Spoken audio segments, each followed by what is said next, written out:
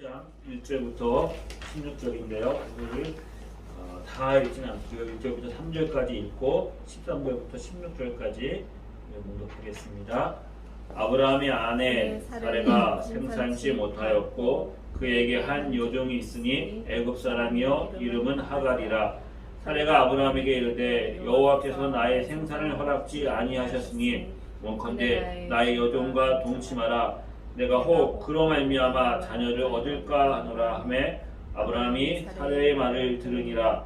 아브라함의 아내 사레가 그 여종 애굽 사람 하갈을 가져 그 남편 아브라함에게 첩으로 준 때는 아브라함이 가나안 땅에 거한 지 10년 후였더라. 하갈이 자기 이르신 여호와를 이름을 감찰하시는 하나님이라 하였으니 이는 내가 어떻게 여기서 나를 감찰하시는 하나님을 배웠는고 함이라. 이러므로 그 샘을 부엘라의 로이라 불렀으며 그것을 가데스와 베레 사이에 있더라. 하갈이 아브라함의 아들을 낳음에 아브라함이 하갈이 낳은 그 아들의 이름하여 이스마엘이라 하였더라. 하갈이 아브라함에게서 이스마엘을 낳은 때에 아브라함이 86세이었더라. 아멘. 우리 인생에 감추고 싶은 어떤 기억들, 우리는 그 흑역사라고 말합니다. 흑역사. 우리에 다 그런 시간들이 있지요. 오늘 본문은 어떻게 보면 아브라함의 생애 가운데 결정적인 장면, 흑역사로 기록되어질 수 있는 그런 장면입니다. 아브라함이 하나님의 약속의 말씀을 붙들고 본토 친척 아비의 집을 떠났을 때 그의 나이 75세였습니다. 세월이 흘러갔고 이제 가나안 땅에 거주한 지 10년이 되었습니다. 그의 나이 86세입니다. 하나님이 아브라함에게 주신 약속 가운데 아브라함의 마음을 움직였던, 아브라함의 마음에 큰 은혜가 되었던 약속의 말씀이 뭐냐면 내가 너로 하여금 큰 민족을 이루게 하겠다는 약속의 말씀을 주셨습니다. 큰 민족. 그런데 아브라함이 이 약속의 말씀이 아브라함의 마음속에 깊이 와닿았던 것은 그 아브라함 인생 가운데 부족한 게 없었습니다. 부족한 거 없이 하나님이 채워주시고 그에게 승리도 주셨고 부와 명성도 주셨습니다. 근데 아브라함의 생애 가운데 한 가지 부족한 것이 있었는데 그것은 그에게 자녀가 없다는 것이죠. 아들이 있어야 그 아들을 통하여서 대를 이루고 그리고 또 가문이 풍성해지고 큰 민족을 이룰 텐데 아들이 없습니다. 믿을 거는 그의 충실한 종 다메섹 사람 엘리에셀입니다. 근데 하나님이 말씀하셨습니다. 엘리에셀은 너의 상속자가 아니라 내 몸에서 난 씨가 너의 상속자가 될 것이라. 10년의 세월이 흘렀는데도 아이가 없습니다. 그때 아브라함의 아내 사라가 아브라함에게 와서 한 가지 제안을 합니다. 하나님이 나에게 출산을 허락하지 않았다. 문제는 아무래도 나에게 있는 것 같다. 그러니까 내가 애굽에서 데려온 하갈이라는 여종이 있는데 그 여종을 취해서 자녀를 낳아라. 그래서 아브라함이 그 사라의 제안을 받아들이고 그리고 아들을 낳는 장면이 오늘의 본문입니다. 그래서 아들을 낳았습니다. 아들을 잉태했죠. 아들을 잉태하고 아들을 낳았습니다. 그러면 오랫동안 아브라함이 가지고 있었던 그 문제가 해결된 거 아닙니까? 아브라함의 아들이 낳았으니까. 근데 하나님은 아브라함 너가 중요한 게 아니라 아브라함 네가 아들을 낳는 게 중요한 것이 아니라 사라가 낳는 아들이어야 한다는 것입니다. 사라가 낳는 아들. 갈라디아서 4장 21절에 보면 이런 말씀이 있죠. 아브라함에게 두 아들이 있으니 하나는 여종에게서 하나는 자유하는 여자에게서 낳았다 하였으며 여종에게서는 육체를 따라 낳고 자유 있는 여자에게서는 약속으로 말미암았느니라. 육체를 따라 낳은 약속의 아들이 아니라 하나님의 약속을 따라 낳은 아들이 너의 상속자고 그 아들은 사라에게서 낳아야 된다. 주님이 말씀하십니다. 하갈은 약속을 따라 낳은 자녀가 아니라는 것입니다. 육체를 따라 낳습니다. 10년의 세월이 흘렀습니다. 세월이 흘러가면서 흘러갈수록 하루하루가 다르다. 내 나이 먹는 게 다르다. 시간이 그렇죠. 10대는 10km로 가고 나이가 들수록 시간이 더 빠르게 지나가는데 10년 세월 지났습니다. 인생은 참 연약한 게 9하고 10하고 다른 거예요. 앞자리가 바뀔 때 민감하잖아요. 29 만으로 치기도 하고 이제 5월달부터 만으로 친다니까 사람들이 내 나이 이제 뭐 더 안 먹는다 이러면서 나름대로 이제 그거 마음에 기쁨이 있잖아요. 그 작은 건데 9년은 기다렸는데 10년을 기다리려고 하니까 그 10년이라는 것이 딱 차니까 아브라함의 마음도 흔들리고 사라의 마음도 흔들리는 거예요. 10년 세월 보냈는데 약속이 이루어져야 될 거라고 생각을 하는데 뭔가 그 마음속에 불안함과 두려움이 생긴 것입니다. 믿음을 사는 것이 무엇일까? 믿음은 이어지는 말이 뭐예요? 믿음이 있으면 확신이 있어야 되죠. 믿음이 있으면 확신이 있는 거예요. 그러면 믿음의 반대는 의심이나 불안이나 두려움이나 이런 것이 없는 것을 우리는 믿음이다 라고 생각하지요. 확신. 그런데 성경에서는 믿음은 그런 게 아니라는 거예요. 믿음이 있으면 어떤 혼란이나 의심이나 불안이나 두려움이 없느냐? 있는 거예요. 믿음 자체가 그런 거예요. 아브라함이 가나안 땅으로 올 때도 뭐 했다고요? 갈 바를 알지 못하고 믿음으로 나갔다는 거예요. 갈 바를 알지 못해요. 어디로 어떻게 가야 되는지 알지 못하는데 믿는 거예요. 뭘 믿는 거예요? 나를 부르시는 하나님을 믿는 거죠. 내가 어디 가서 어떻게 정착하고 거기서 뭘 해야 되고 내 인생이 어떻게 계획대로 흘러가야 되고 요거에 대해서 우리가 모르니까 두렵고 불안하고 의심이 생기는 거죠. 그래서 그거에 대해서 우리는 확신을 가지고 싶어요. 하나님이 주시는 확신이라면 이거는 분명하다.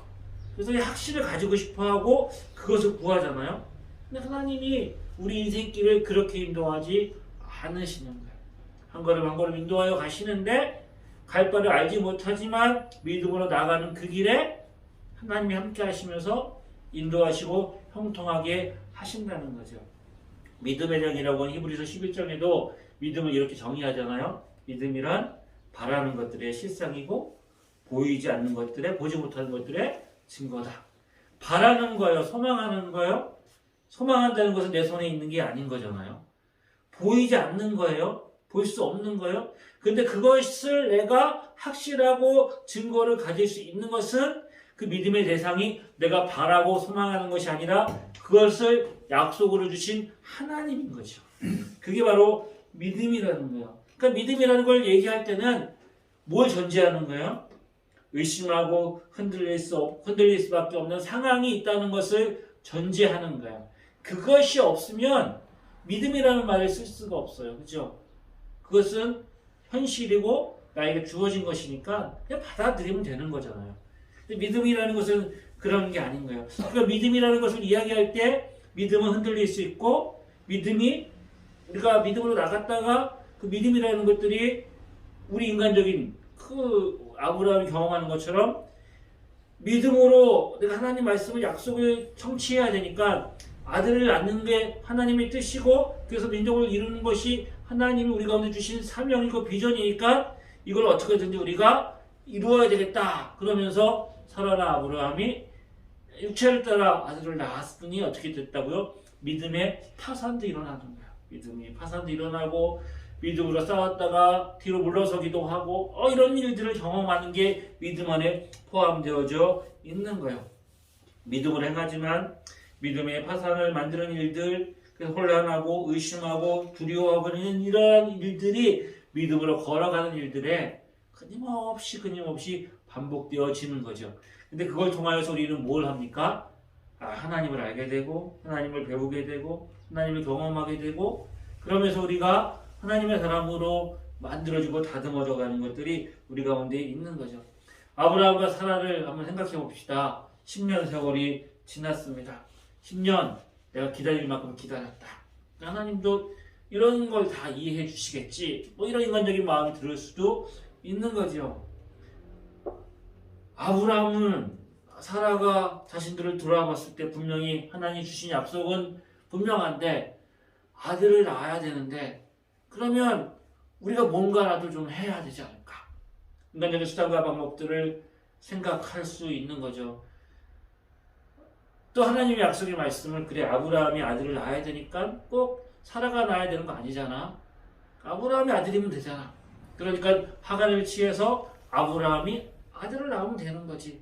이게 꼭 또 그 당시에 우리나라도 그 얼마 전까지만 해도 10년 전까지만 해도 그 아들을 없으면 후처를 드리고 그래서 아이를 낳아서 또 본처에 자녀를 입양하고 이런 일들은 우리나라 사회에서도 보편적으로 있었던 거고 아브라함 당시 사회에서도 이거는 흠이 되거나 문제가 되는 일들이 아닌 거였죠. 그래서 보편적으로 그 당시 있었던 관습을 따라서 행했던 일들 이렇게 설명을 하면 아브라함과 사라가 행했던 일들에 대해서 이해가 되죠.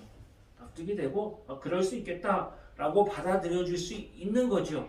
그런데 이거는 우리 생각이고 하나님은 아브라함과 사라를 통해서 아들을 주시는 것이 하나님의 계획이었고 하나님의 뜻이었다는 거죠. 우리 인생 살아갈 때 우리가 나름대로 무엇인가를 결정하고 우리 행하는 것은 나름대로 뭔가 근거가 있는 거죠. 보편적으로 사람들이 세상의 습관을 따라서 살아가는 것들 우리도 그 안에서 통상적으로 살아갑니다.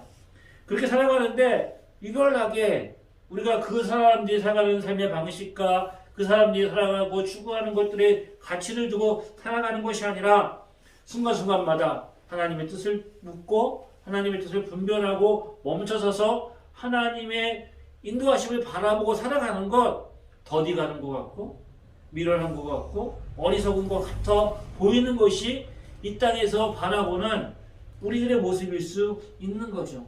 세상의 풍조를 따라서 세상이 보편적으로 가지고 있는 가치관을 따라서 어떻게 하면 빨리 그 정보를 입수하고 다른 사람들보다 빨리 가서 내가 그 자리를 먼저 차지할 수 있을까?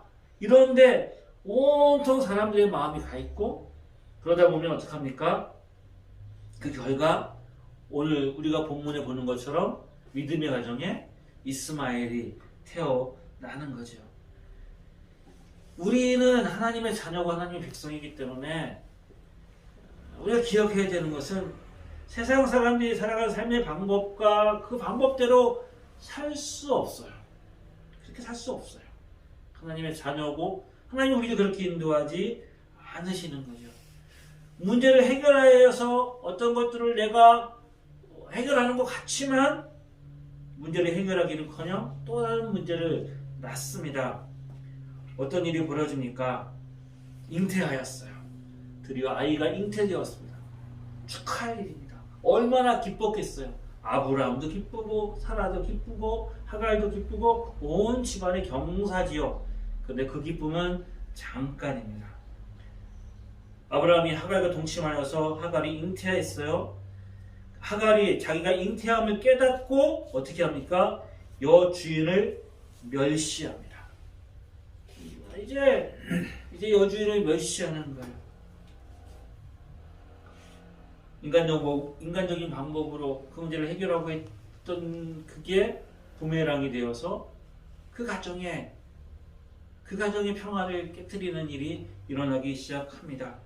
우리는 선의를 기대해요. 아브라함과 사라가 했을 때 얼마나 선의를 가지고 했겠어요. 선의를 가지고 했고 그것을 통해서 어떻게 해요? 어떤 좋은 결과를 맺기를 기대했겠죠.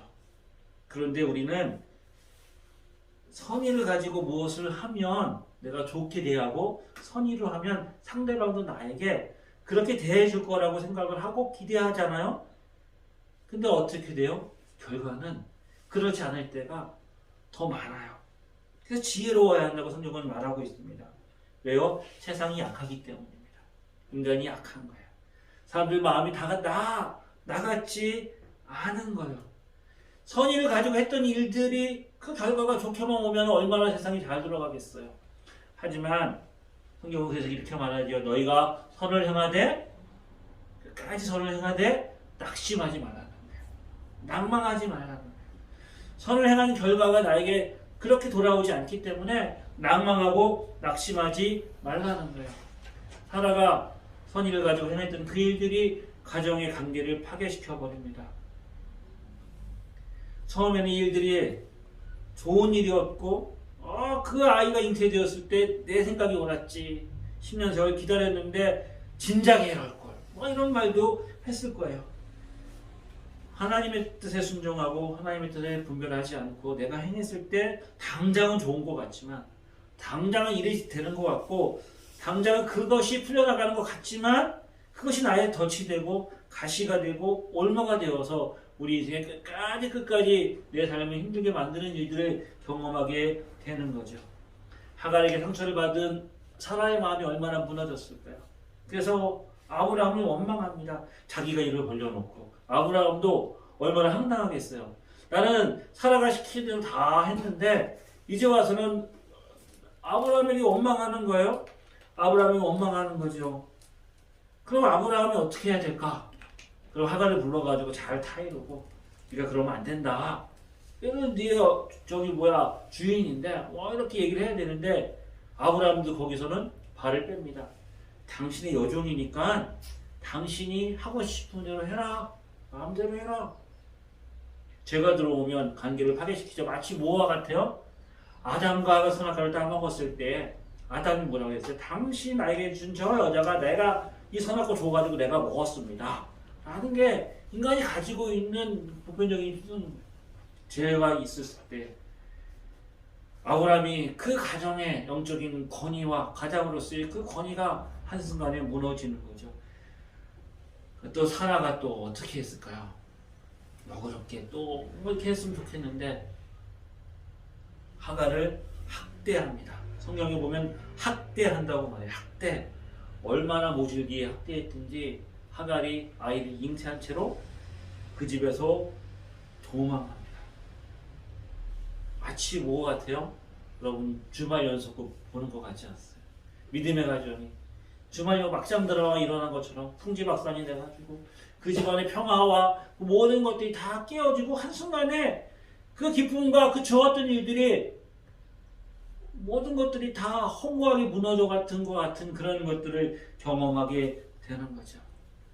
아브라함과 사라 믿음으로 살아간다는 것은 답답한 거예요.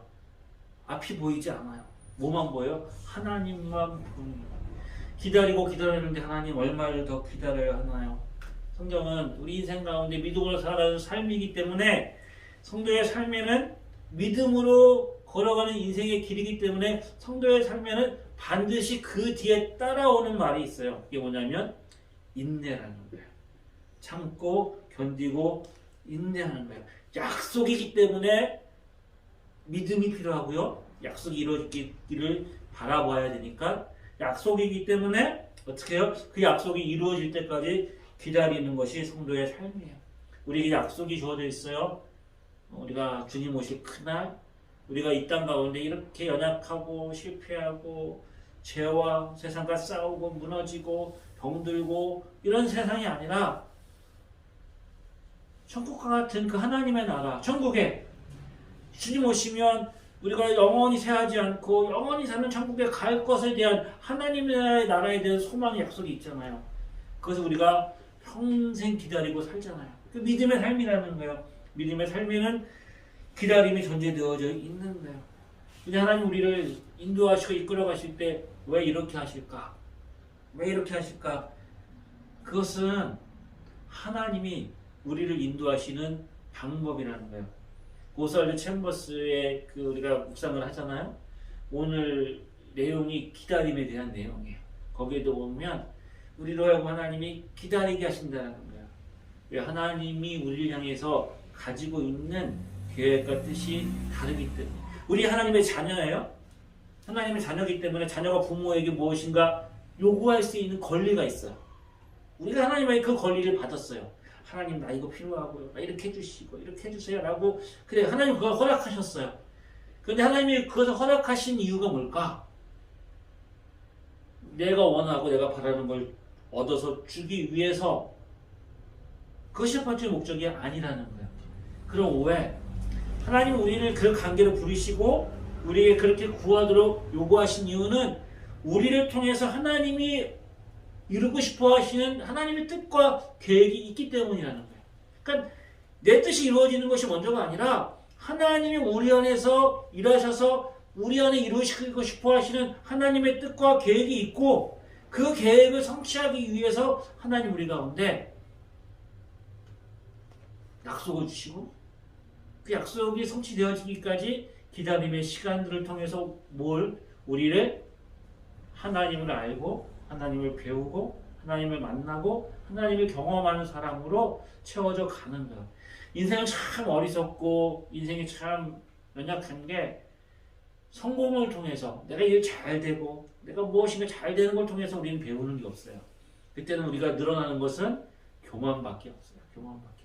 근데 놀랍게도 인생이 막히고 좌절하고 인생이 내 뜻대로 일이 풀리지 않고 내가 넘어져 있고 그런 어떤 고난의 시간들을 통해서 우리는 인생이 뭔지를 배워요.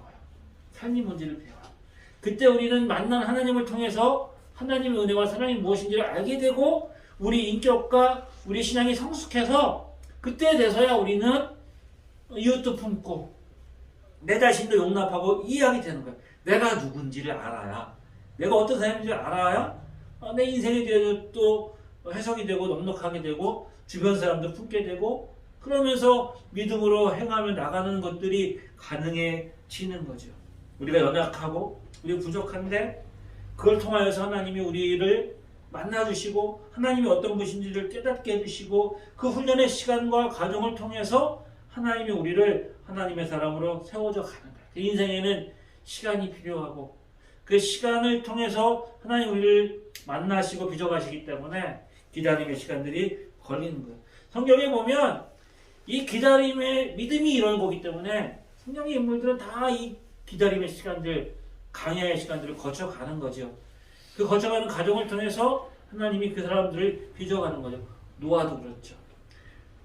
요셉도 하나님이 주신 꿈을 가졌는데 그 꿈이 이루어지기까지 연단의 과정을 겪잖아요.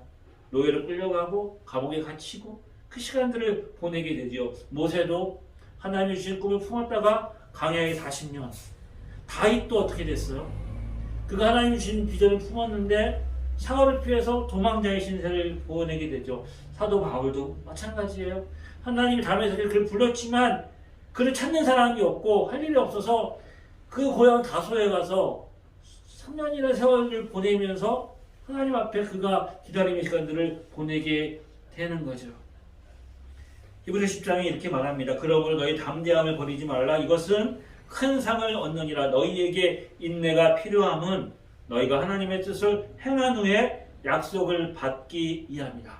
하나님의 뜻을 행한 후에 약속을 받기 위함이다. 거기에 뭐가 필요하다고요? 인내가 필요하다는 거예요. 믿음은 하나님을 확신하고 용기를 가지고 기다리는 거죠. 아브라함과 하나, 우리 인생이 연약하여서 우리도 약속의 말씀을 붙들고 인내하고 기다려야 되는데 때로 하갈을 취하여서 이스마엘 낳는 것처럼 인간적인 방법으로 우리가 가보지만 그게 지름길인 것 같고 그게 빠른 길인 것 같지만 그게 더 우리가 시간을 걸리고 돌아가는 것이라는 것을 경험하게 되는 거죠. 하갈이 도망쳤습니다. 그도 이제 한 성과를 하는 거죠. 그렇죠. 그러니까 사라한테 그렇게 했고 불을 못 참아서 도망쳐 나왔어요. 나왔더니 막막해요. 그 아이를 잉태했기 때문에 자유롭지도 못해요. 그래가지고 그가 이제 너무 힘들어가지고 강야에서 그 샘에서 그가 이제 부르짖고 기도하고 뭐 하나님 앞에 원망하고 울부짖고 한탄하고 막 이렇게 했겠죠. 돌아가려고 해도 자존심도 상하고 또 그것들 참아내는 것도 견디지 못할 것 같고 이러면서 이제 절망 가운데 하갈이 놓여 있을 때 하나님이 찾아오십니다. 하나님이 찾아오셔서 말씀하십니다. 내가 하갈에게 돌아가라. 그리고 내가 아들을 낳을 건데 그 아들의 이름을 이스마엘이라고 하라. 하나님이 내 부르짖음을 들었다. 그리고 내가 그를 통하여서 큰 민족을 이루게 하겠다라고 하갈에게 하나님이 말씀하십니다. 고통 가운데 부르짖고 외칠 때 하나님이 찾아오셔서 하나님이 간섭하시죠. 그래서 하갈이 말합니다. 내가 하나님을 만나는데 이 하나님은 나를 살피시는 하나님이다. 그래서 그곳의 이름을 부엘라의 로이, 나를 감찰하시는 하나님. 그럼 감찰이 한번 뜨면 어떻습니까? 어느 조직이든지 감찰이 한번 뜨면 완전히 그 조직은 촉투화됩니다. 뭐 어떻게 먼지 없는 먼지를 털어가지고 이를 찾듯이 다 찾아가지고 그냥 완전히 이제 쑥대밭을 만들잖아요. 세세하게 세밀하게 하나하나 보는 거죠. 그냥 스쳐가듯이 보는 게 아니라 하나님 어떻게 하신다고요? 우리 인생을 감찰하시는 하나님이라는 거예요. 하나님 앞에 숨겨진 것도 없고 하나님 모르는 것도 없고 하나님이 다 알고 아시는 거예요. 우리 인생 가운데 우리가 답답하고 정말 힘들 때 언제요? 아무도 모른다. 내 옆에 있는 내 가족도, 나의 자녀도, 나의 아내도, 내 주변에 있는 사람도 내 형편과 내 사정을 모른다. 모르지요. 어떻게 하겠어요? 나도 나를 모르는데 몇 개 물속을 알아도 한 개 사람 속을 모른다는데 그 사람의 마음과 속을 누가 알겠어요? 내가 누구한테 가가지고 하소연하고 내가 이야기를 하면 내 마음은 좀 시원하겠지요. 좀 이렇게 풀리는 게 있을 거예요. 그런 시간들이 필요하고 그렇게 해야 우리 인생이 맺히는 게 없어요. 이야기하고 풀어야 되겠죠. 하지만 누가 내 마음과 형편을 다 알겠어요. 다 이해하겠어요. 하지만 누가 알아요? 하나님이 아신다는 거예요. 나를 감찰하시는 하나님. 사라가 하가를 취하려고 했을 때 뭐라고 말했어요? 하나님이 나를 살피지 않았어. 하나님이 나에게 아들을 주지 않아서 하나님이 나의 형편과 사정을 모른다는 거예요. 내가 얼마나 급한지, 내 마음이 얼마나 안타까운지, 이것 때문에 내가 얼마나 죄송스러운지, 내가 얼마나 죄인처럼 살아가는지, 내가 얼마나 이게 무거운 짐이 돼가지고 내가 얼마나 고통 가운데 정말 살아가는지, 남편 볼 낙도 없고 누구한테 가가지고 기도 못 피고 내 인생이 얼마나 이렇게 힘들고 어렵게 살아왔는지 누가 알겠냐는 거야. 하나님도 모르고. 그러니까 어떻게 해요? 하가를 취해가지고 아들 나오면 내 원한 이 마음에 쌓여있는 게 다 풀리고 좋은 일 있지 않을까? 그래가지고 하가를 취했는데 그 인생길 가운데 이방인 여자가 고난 가운데 부르짖었을 때 하나님을 찾아오셔서 만나주니까 뭐라고 말해요? 하나님이 나를 아신다. 하나님 나를 만나주셨다. 나를 감찰해 주시는 하나님이다. 라고 고백하는 거죠. 하갈이 돌아갔어요. 하갈이 밤에 도망쳤으니까 그 집에는 얼마나 또 난리가 났겠어요. 아브라함도 그렇고 사라도 그렇고 사라는 처음에도 또 막 속 시원하다 생각했는데 돌아보면 또 그 마음속에 얼마나 또 그 죄책감도 있고 걱정도 되고 염려도 되고 또 사람을 불러서 막 찾아보려고 하지 않았겠어요? 그런데 하갈이 돌아왔어요. 돌아왔는데 그 전의 모습이 아닌 거예요. 그 전의 모습이 아닌 거예요.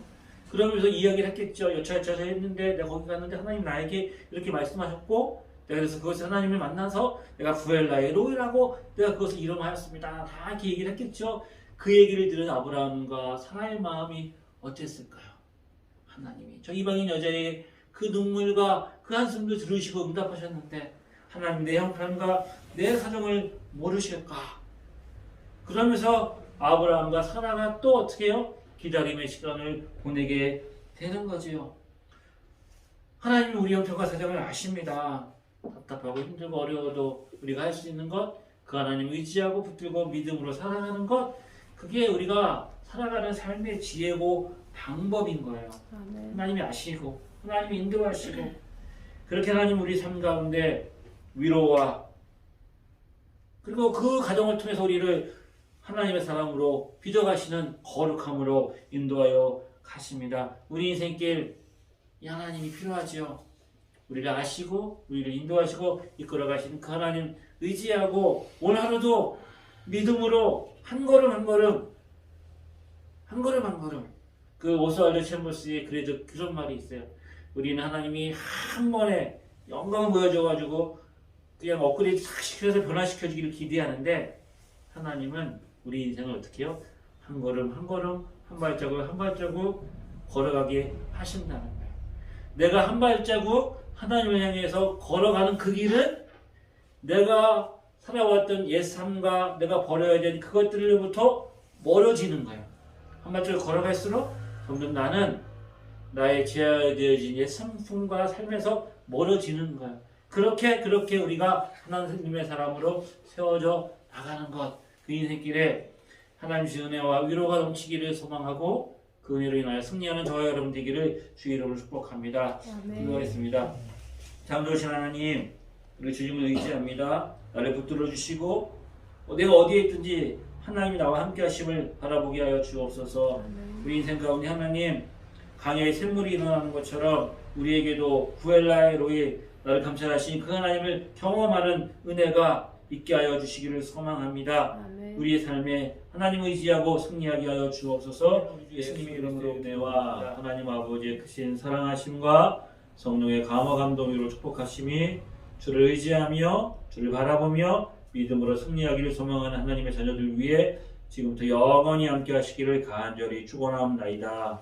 아멘.